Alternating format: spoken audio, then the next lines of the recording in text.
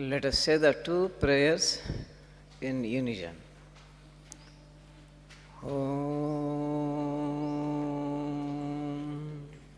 Sahana Vavatu Sahana Bhunaktu Sahaviryam Karavavahai Tejasvinavadhitamastu Ma Vidvishavahai.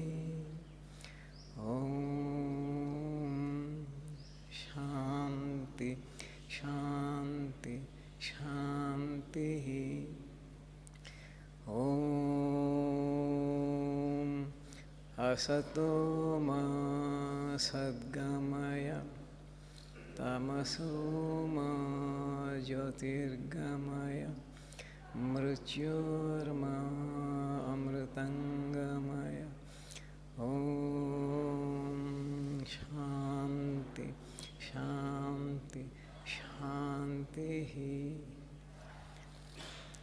Revered Swamiji, who is conspicuous by his absence, learned colleagues, committed non-teaching staff, and dear disciplined students.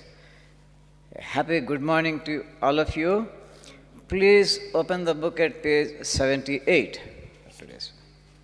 78. See the first quote. Each work has to pass through three stages: ridicule, opposition, and then acceptance. All great people have faced a lot of criticism, a lot of difficulty, and a lot of opposition before they finally became great, before they were finally recognized by the society and by the world. And we say, the lives of great men all remind us we can make our lives sublime and departing, leave behind us footprints on the sands of time. And why should we look at great people at all? If we don't look around and look at great people, there is a chance we may forget a thing called greatness at all. And the danger is we think ourselves great, we forget everything about greatness, we will remember and we will remain only mediocre throughout our life. But every great man has faced a lot of difficulties. Whether it was Vivekananda or Mahatma Gandhi, we know how Vivekananda was suspected, humiliated and insulted on the streets of Chicago. And we know how Mahatma Gandhi was discouraged when he went abroad for his higher studies in law. Now there was one great man, his name was Albert Schweitzer. He was born in Germany. He was born in a well-to-do family. At the age of 30, he had a very good income and also he had much popularity and fame. As a theologian, as the principal of a college, he was already famous. Theology is all about God and religion. He was the principal of a theological. And as a musician, he was a great instrumentalist, he was an organ player, and he was a much sought after instrumentalist. He would go to concerts very frequently. So at the age of 30, he was already famous. He had income, he had a good house, he had loving, caring parents. He was in a and he was surrounded by comfort and luxury. But suddenly, at the age of 30, he saw a God's call in a French magazine and he made a decision. What was that call? You doctors of Europe, you please go to the very backward countries of Africa. The people there are suffering like anything. Go and serve those poor, helpless people in Africa. And this is the call of God. Have that humanity. And Albert Schweitzer, as a theologian, already had this humanitarianism, and he had that respect and reverence for life.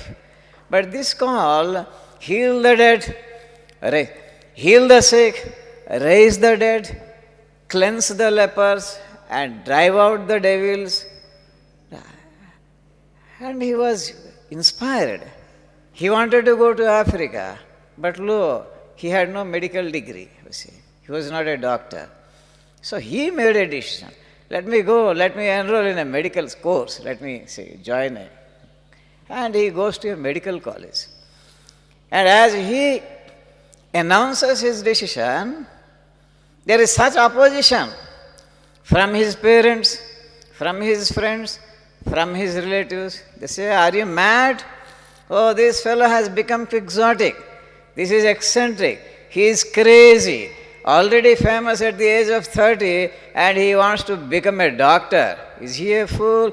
And some people even went to the extent of saying, no, this is a case of a failure in love. He is a victim of a jilted love. Must be some lady has cheated him. He has gone mad. But Schweitzer, he went to a medical college. In those days, of course, there was no MSET, okay, no selection, getting a seat. Anybody had the minimum qualification could go and join a medical college. And he goes to a medical college. And the principal there, as he sees Schweitzer, who is already famous, he stands up and says, he greets Schweitzer. Oh, Schweitzer, how come you are here? What can I do for you? Then Schweitzer says, no, sir, I come here not as the principal of a theological college. I come here to become your student. I want to enroll myself as a student in this medical college. And the principal, are you mad? At the age of 30, do you want to join medical college, become a doctor? Then with much difficulty, he convinces the principal and gets a seat, and he joins the medical college. Then again in the class, the problem is, you see, as spoken English students, we have such a tough time learning do, does, be forms, have forms, present tense, past tense. And imagine a person who was not initiated into the tough subjects of medicine, for him to learn the subject, it was a very difficult thing. He could not understand. Even if he understood, say, he could not remember. The difficult equations, difficult formulas, and all science subjects, the subjects of medicine, so tough for him. And again, another difficulty he had, in the class, all other students were teenage students. And they would greet him, oh uncle, have you come? You are our best classmates, so you are going to learn this subject today. How are things going on? Are you able to say pick up? Can you catch up with us? Can you become a doctor? So they would heckle, they would tease, and a kind of ragging, of course. But Schweitzer, he was made of sterner stuff. Such opposition, such criticism, such discouragement, throwing cold water, he did not say give up. He held on to his idea and he struggled. 1 year, 2 years, 3 years, 4 years, 7 years he struggled, and he came out successful. And he completed his medicine course with flying colors, and he even became an MD. And he became an MD in tropical diseases and also surgery. So he had the eligibility to go to Africa. Again, opposition from parents. Leaving such a highly advanced country like Germany, leaving such a rich, house, such comfort, such luxury, do you go to Africa? Those jungles, those forests, those hilly, places, and what do you have there? But he goes there. He sets sail for Africa. And there he sees that the place, that Congo region, it is totally cut off from culture and civilization. There are no roads, no drinking water, no facilities, no human, life at all, as you would call it. So backward, and those African people.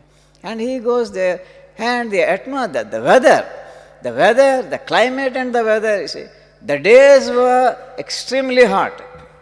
The nights were very cold. And there were very high gusts of wind, and there was continual rains, which he was not accustomed to in Germany. Still, he put up with all the things. And there was no place to stay, no pakka houses, no pakka building. So he went to the forest, started cutting logs, and started building temporary sheds, makeshift sheds. And he started a hospital. Then, as the word spread, people would come. And there the people say, the Africans, the poor Africans, they were suffering from dysentery, elephantiasis, then malaria, and leprosy, and a few other tropical diseases. And again, another problem, communication. Those Africans, they did not know German or English, and this Albert Schweitzer, he did not know their local language. And he had the hell of a time in convincing those patients. For example, he would give a bottle of medicine and a powder, and he would ask them to take the powder for 10 days and also this bottle of medicine twice a day, 1 ounce a day for 10 days. But again, 2 or 3 hours they would come back, showing an empty bottle and the empty paper. What happened to the medicine? This powder, they have applied to the entire body. This medicine, they have taken the medicine in one gulp. So, my God, how can I treat these patients? So, what is the solution? He did not give up. Then he found an interlocutor and started learning the language. Again, another 1 year. So he struggled a lot, learned their language, and he became their favorite, and all of them became his fans. And like that, he continued and he fulfilled his dream. And always he would think to himself, say, what is the use of prayer? For so many years I have preached God and the love of God, a religion and the tenets of religion in churches and also in public meeting. But what is all the use of, say, teaching, preaching? So let me do something. Because he said, God is there in every human being. So that is how, let me serve God, let me serve man, and this is service to God. So he proved that service to humanity is service to God. In spite of all opposition, all ridicule, he did not say, give up. And he was, of course, all great people are recognized slowly but surely. And finally, he was rewarded. How was he rewarded? He was rewarded by conferring on him the covetable prize of the Nobel Peace Prize in the year 1952. And even after receiving the Nobel Prize for Peace in 1952, he did not go back to Germany. He lived there in Africa. He tried to improve the conditions of the African people. He became one with them. He lived there, and he lived there to the end of his life. That is how we say, the lives of great men all remind us. We can make our lives sublime, and departing, leave behind us footprints on the sands of time. And I thank our Swamiji for giving me such a chance. I also thank our Swamiji for having along with Swamiji, I also thank our Samyog sir for having given me such a very nice opportunity. I thank all the disciplined students for your patient listening. Thank you all.